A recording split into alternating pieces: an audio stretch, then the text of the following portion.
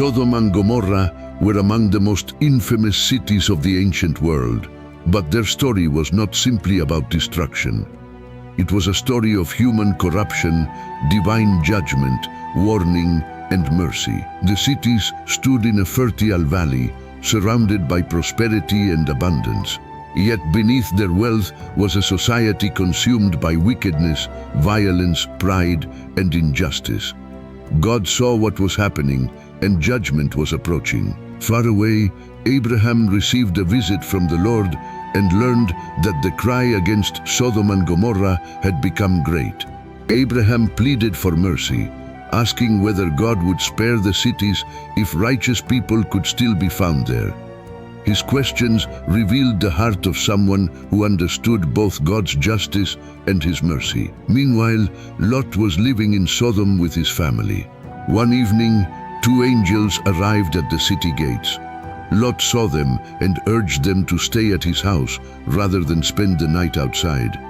But after the visitors entered his home, the men of the city surrounded the house. Their behavior revealed just how deeply corruption had taken hold. The angels protected Lot and warned him that destruction was coming. They told him to gather his family and leave immediately. There was no time to delay. Lot hurried to warn those closest to him, but many did not believe the warning. At dawn, the angels urged Lot to escape. They took him, his wife, and his daughters by the hand and led them outside the city. Lot was told to flee for his life and not look back. As they escaped, Lot's wife looked back toward the city. In that moment, she became a pillar of salt. The family continued toward safety while judgment fell upon the valley. Fire and burning sulfur came down from heaven, and Sodom and Gomorrah were destroyed. The cities that had once been filled with wealth, activity, and human confidence were reduced to devastation. The next morning, Abraham looked toward the valley and saw smoke rising from the land like the smoke of a furnace.